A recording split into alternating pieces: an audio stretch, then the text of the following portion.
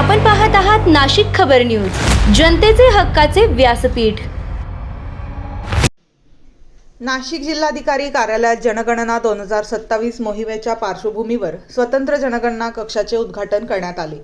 या प्रसंगी जिल्हाधिकारी आयुष प्रसाद यांनी जनगणना ही केवळ लोकसंख्येची मोजणी नसून देशाच्या सामाजिक, आर्थिक आणि विकासात्मक नियोजनाचा आधार असल्याचे सांगत अचूक माहिती संकलनासाठी सर्वांनी समन्वयाने काम करण्याचे आवाहन केले।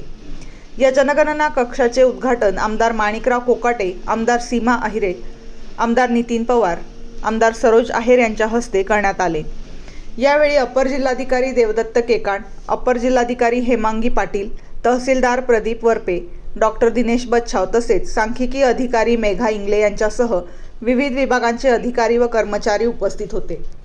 जिल्हाधिकारी प्रसाद यांनी सांगितले की नव्याने सुरू करण्यात आलेला हा कक्ष जिल्हा स्तरावर समन्वय साधणे, माहिती संकलन प्रभावी करणे आणि सर्व विभागांमध्ये सातत्यपूर्ण संपर्क ठेवण्यासाठी केंद्रबिंदू ठरणार आहे।